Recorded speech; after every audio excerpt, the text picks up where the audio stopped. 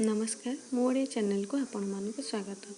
आज मु अंडा मसला भुजी बनैबी। से प्रथम मुझे 2-3टी छेचा रसुण, कटा धनिया पत्र, कटा लंका, पियाज, कटा टमाटो, लूण, चिकेन मसला, हलदी पाउडर, तेल आ 2टी अंडा ये मुझे। एबे आमे कड़ाई बसई नवा।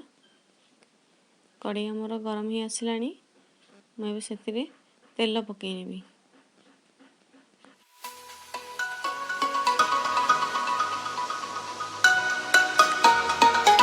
तेल ताती आसिले आमे छेचा रसुण को पकई नवा। से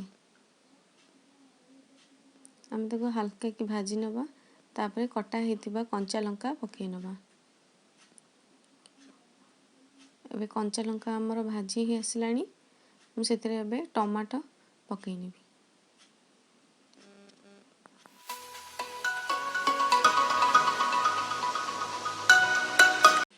टमाटो आमर एबे भाजी ही आसलानी। मुझे से कटा हेतिबा पियाज को पकईनेबी।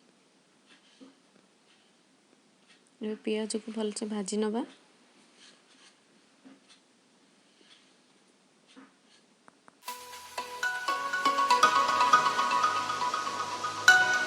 पियाज टिके भाजी आसलानी। मुझे पियाजटा जल्दी हवापाई लुण हाफ चामच पकईनेली।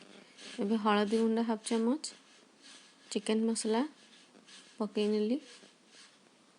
एबे मु सेथिरे अंडा को पकईदेबी। एबे मु सेथिरे अंडा पकई नेछि। एबे हम ताको गळेई नबा।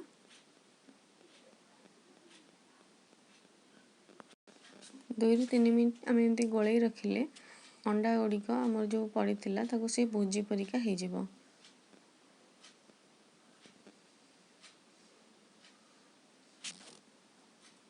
एबे हमर अंडा भुजी हो आसलानी। एबे आम से धनिया पत्र ऐड करने जिबा।